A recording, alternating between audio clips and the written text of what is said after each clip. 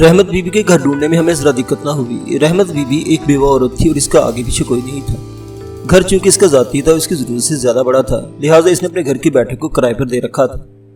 वो इस कमरे के किराए से अपनी गुजर बसर करती थी, या फिर कंगनी वाला का एक साहिब हैसियत शख्स राना साहिब अपनी जेब खास से इसकी कुछ माली मदद कर दिया करते थे।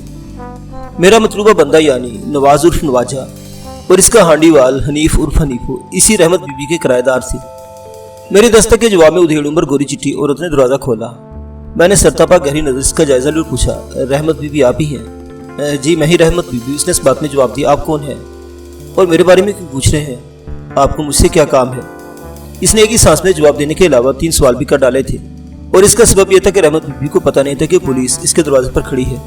मैंने वर्दी पोश कांस्टेबल आफ्ताब को कांस्टेबल हुसैन शाह के साथ थोड़े फासले पर खड़ा कर दिया था, और रहमत बीबी की इन पर नजर नहीं पड़ी थी।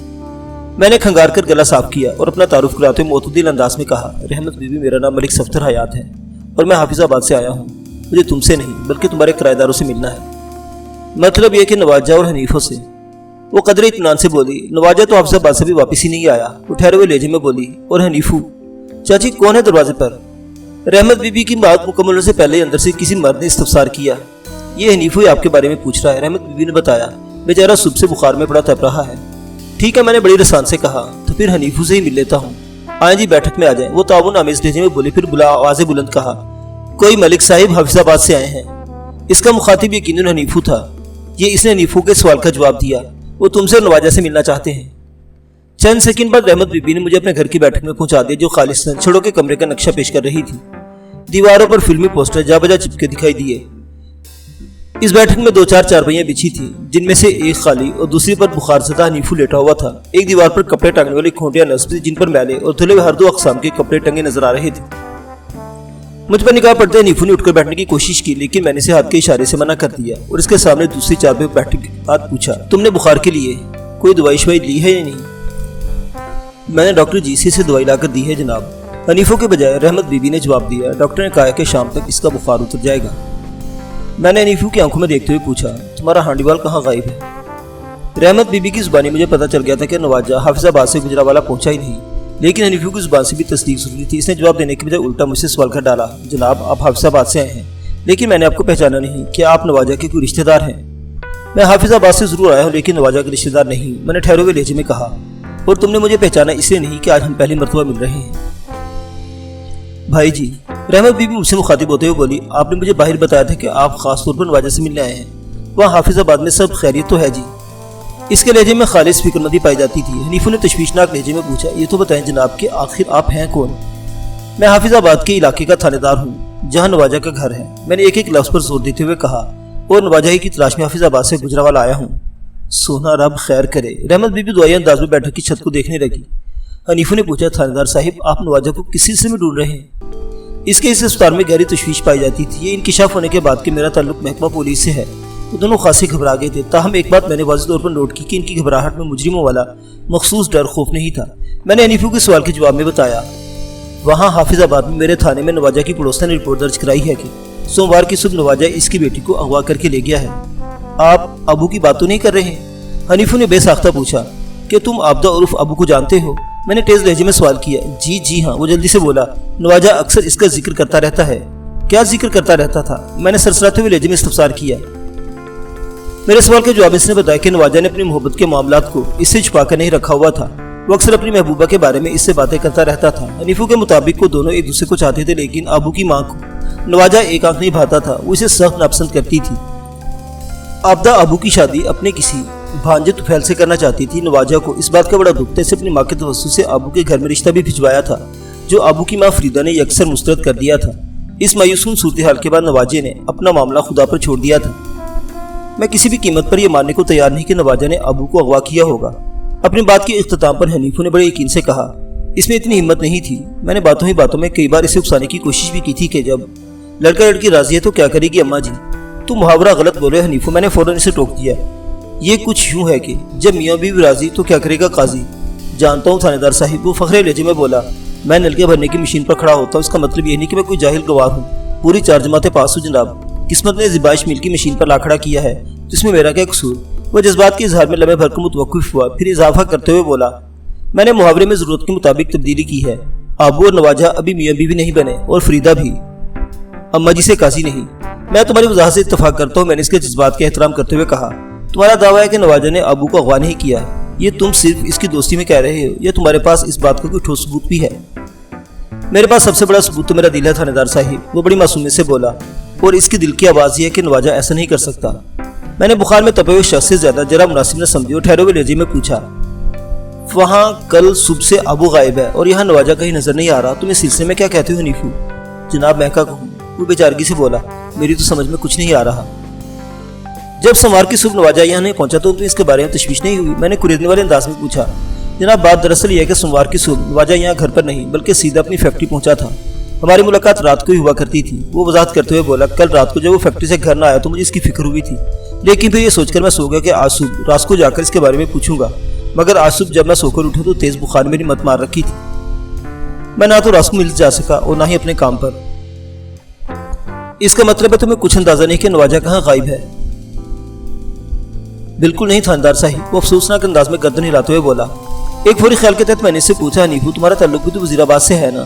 جی ہاں، اس نے اس بات میں جواب دے اس والے نظر سے مجھے دیکھنے لگا۔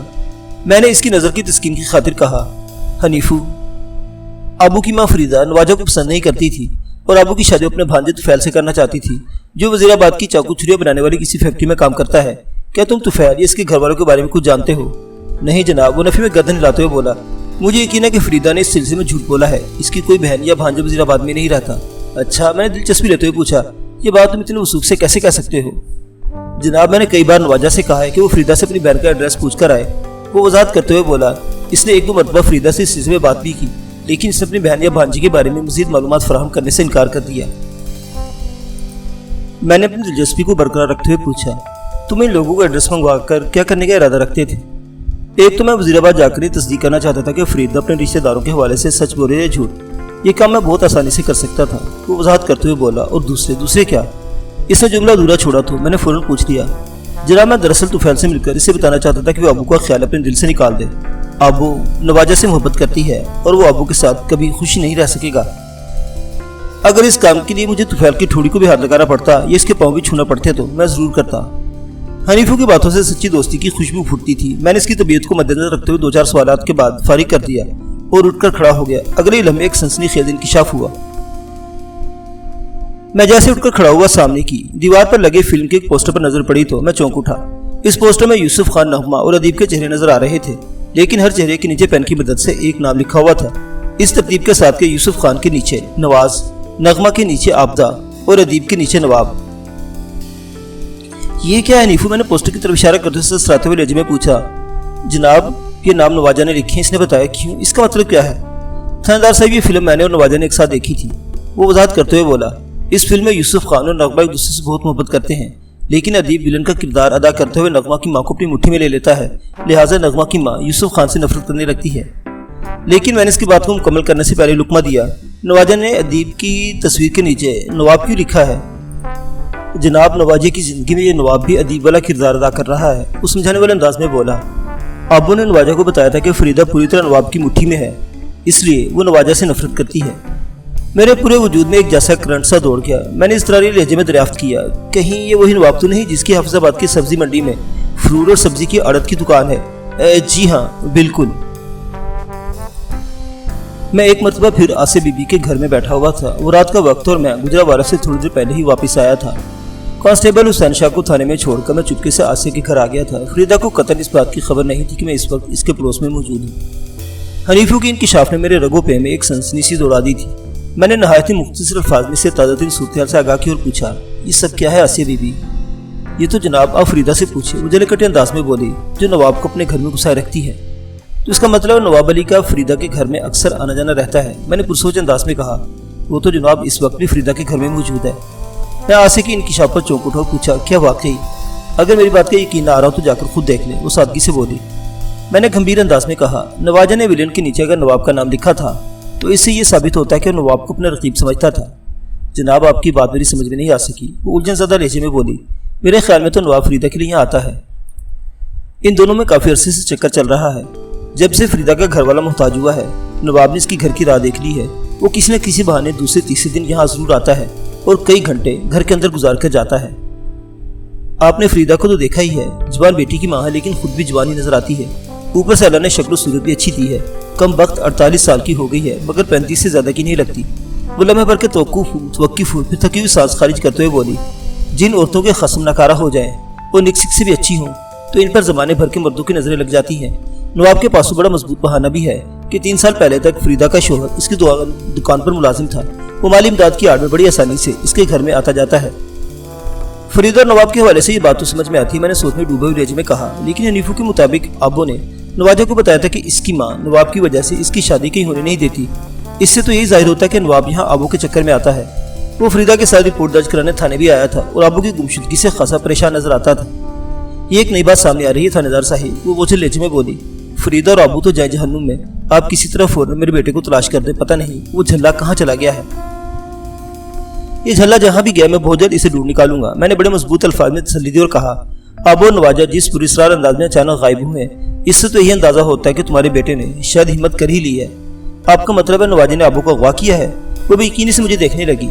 میں نے دو ٹوک الفاظ میں کہا، نواجہ نے ابو کو اغوا کیا ہے یا وہ اپنی مرضی سے اس کے ساتھ گئی ہے، لیکن اس حوالے سے سوچا جا سکتا ہے کہ وہ دونوں ایک ساتھ کہیں غائب ہوئے ہیں۔ بہرحال میں تھوڑا توقف کیا، پھر ایک سانس خارج کرنے کے بعد اپنی بات مکمل کرتے ہوئے کہا، میں کل صبح 2-3 تحقیقاتی ٹیمیں ترتیب دے کر آس پاس کے علاقوں میں دوڑاتا ہوں، انشاءاللہ 1-2 دن میں نواجہ کا سراغ مل جائے گا۔ کیا تمہارے پاس نواجہ کی کوئی تصویر رکھی ہوئی ہے؟ جی ہاں، ایک فوٹو ہے میرے پاس، وہ جلدی سے بولی، آپ کو دکھاؤں؟ جی ضرور، فوراً، میں نے ٹھہرے ہوئے لہجے میں کہا۔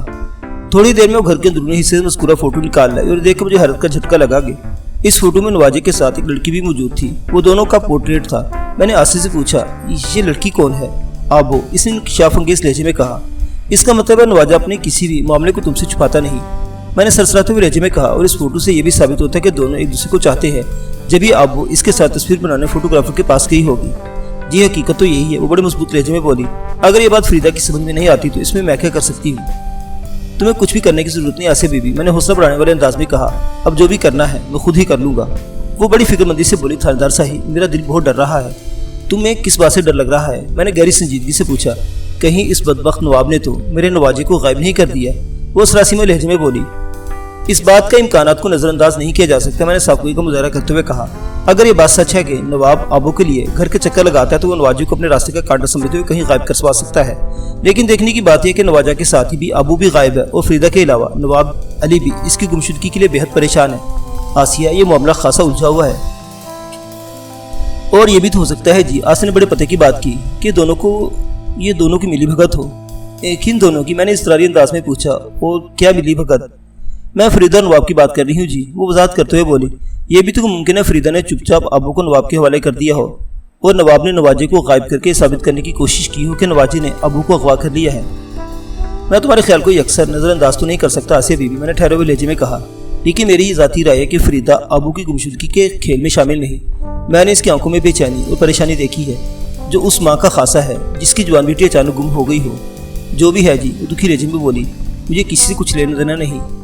آپ میرے نواجہ کو ڈھونڈ کر مجھ تک پہنچا دیں تو آپ کا یہ احسان میں زندگی بھر نہیں بھولوں گی، تم فکر نہ کرو۔ میں نے تسلی آمیز لہجے میں کہا، میں بہت جلد تمہارے بیٹے کو تلاش کر لوں گا۔ بہت بہت شکریہ جی، وہ دعائیہ انداز میں بولی، اللہ پاک آپ کو صحت دے اور عمر دراز کرے، آمین۔ میں نے بے ساختہ کہا اور پھر پوچھا، آصف بی بی، یہ تو بتاؤ کہ کیا نواب علی شادی شدہ ہے؟ جی ہاں، اس بات میں گردن نہیں رہی، اس کے 3 بچے بھی ہیں اور تینوں ہی جوان جہان ہیں۔ بڑی لڑکی نازیہ 18 سال کی ہے، اس سے چھوٹی فوزیہ کی عمر 17 سال ہے اور سب سے چھوٹے بیٹے عمران کی عمر 15 سال ہے۔ نواب کی لگ بھگ 20 سال پہلے شادی ہوئی تھی، وہ اپنی بیوی دلشاد سے 10-12 سال چھوٹا ہے۔ دلشاد اس وقت 7 کے پیٹے میں ہوگی۔ واہ بھائی آصف بی بی، میں نے تعریفی نظر اس کی طرف دیکھتے ہوئے کہا، تمہیں تو نواب کے بارے میں بڑی معلومات ہے۔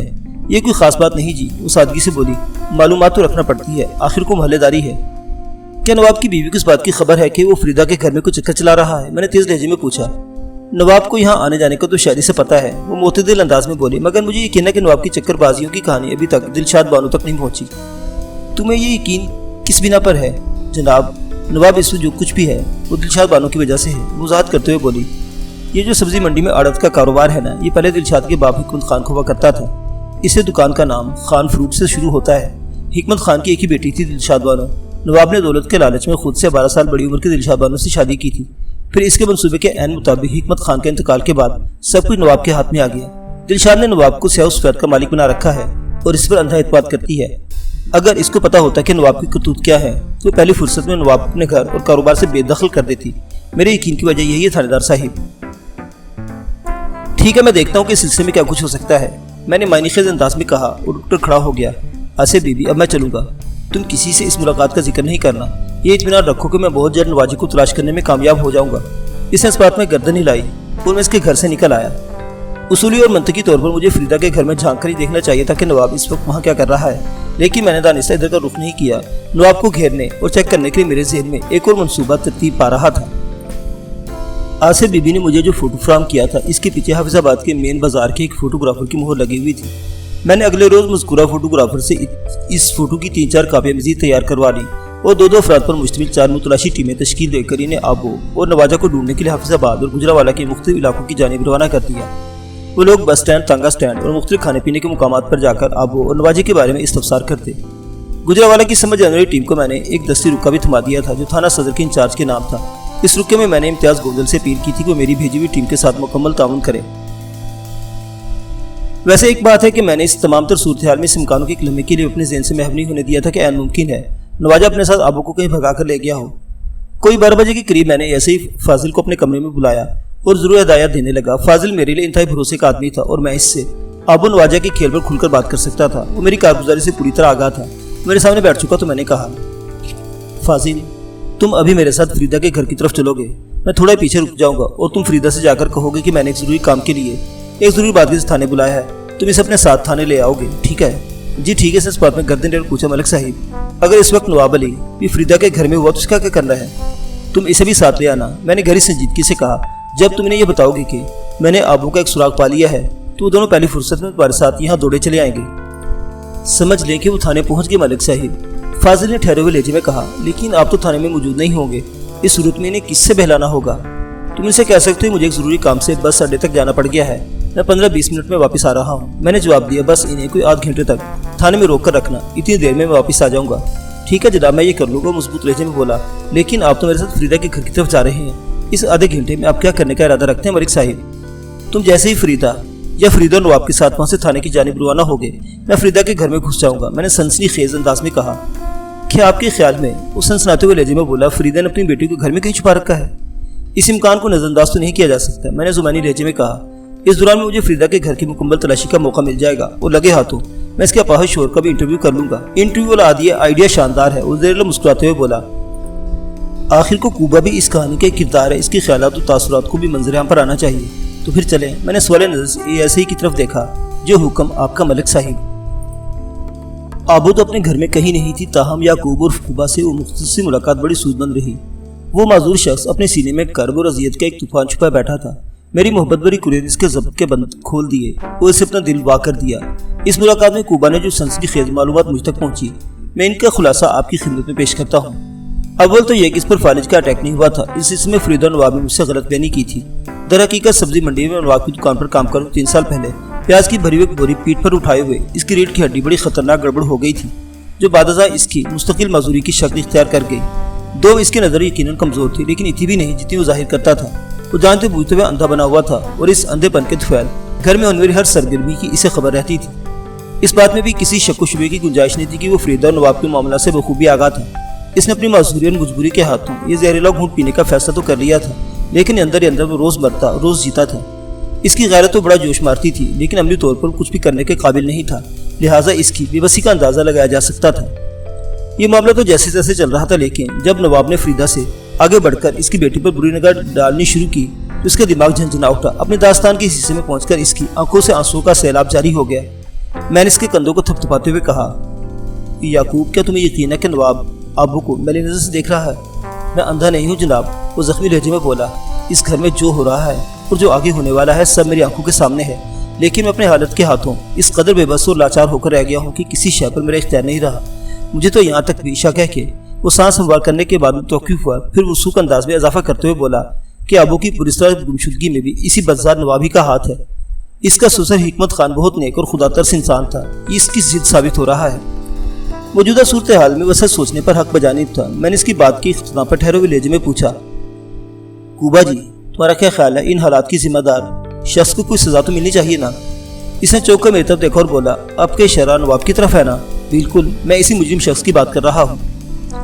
یہ بھی کوئی پوچھنے کی بات ہے جناب؟ وہ جوش بھرے انداز میں بولا۔ اگر آپ اس شیطان کے خلاف کوئی قانونی کارروائی کریں تو مجھے بڑی خوشی ہوگی اور آپ کا یہ احسان میں زندگی بھر یاد رکھوں گا۔ میں ضرور یہ کارروائی کروں گا، میں نے گہری سنجیدگی سے کہا، لیکن اس سلسلے میں تمہیں میرا ساتھ دینا ہوگا۔ میں ساتھ دوں گا، وہ عزم سے بولا۔ بتائیں کیا حکم ہے تھانے دار صاحب؟ میں جو کر سکتا ہوں، جس قابل رہ گیا ہوں ضرور کروں گا۔ تمہیں صرف دیانتداری سے زبان چلانا ہوگی، میں نے بدستور سنجیدہ انداز میں کہا، اور مجھے یقین ہے تم ایسا کر لو گے۔ میں زبان چلانے کا مطلب نہیں سمجھا، وہ الجھن نظر سے مجھے تکنے لگا۔ میں نے وضاحت کرتے ہوئے کہا، میں کس طرح گھیر گھار کر نواب کی بیوی کو تمہارے پاس لاؤں گا، اور تمہیں دلشاد بانو کو بتانا ہوگا کہ اس کا شوہر تمہارے گھر میں کون سا گھنونا کھیل کھیل رہا ہے۔ موقع گئی جناب، وہ فیصلہ کن انداز میں بولا۔ میں اس کام کے لیے تیار ہوں، تو پھر سمجھ لو کہ تمہاری اذیت کے دن ختم ہو گئے، میں نے مضبوط لہجے میں کہا۔ پھر پوچھا، نواب عموماً کس وقت تمہارے گھر میں آتا ہے؟ وہ سورج غروب ہونے کے بعد ادھر آتا ہے، اس نے جواب دیا، اور گھنٹہ 2 گھنٹہ گزارنے کے بعد رات کے اندھیرے میں واپس چلا جاتا ہے۔ پہلے تو ہفتے میں ایک آدھ بار آیا کرتا تھا، لیکن جب سے آب و گم ہوئے اس منوس نے ہمدردی جتانے کے بہانے روز ہی آنا شروع کر دیا ہے، اور کافی دیر کے بعد واپس جاتا ہے۔ بس تو پھر آج رات کو تم ذہنی طور پر تیار رہنا، میں نے حتمی لہجے میں کہا۔ جب نواب اور فریدہ اپنے معاملات میں مصروف ہوں گے تو میں دلشاد بانو کے ساتھ یہاں پہنچ جاؤں گا۔ تم میری آواز سنتے ہی اپنی بیوی کو برا بھلا کہنا شروع کر دینا۔ اس موقع پر تمہیں بآواز بلند اپنے دل کا غبار نکالنا ہے۔ تمہیں نہیں معلوم ہوگا کہ دلشاد بانو سب سن رہی ہے، لہٰذا تم کوئی کسر اٹھا نہیں رکھنا، باقی کے معاملات میں سنبھال لوں گا۔ آپ بے فکر ہو جائیں تھانے دار صاحب، وہ مستحکم لہجے میں بولا۔ آپ مجھے غبار نکالنے کا موقع فراہم کر رہے ہیں تو میں انشاءاللہ آپ کو مایوس نہیں کروں گا۔ میں بے فکر ہو کر اس کے گھر سے اٹھایا۔ معزز سامعین حضرات، کہانی ابھی جاری ہے۔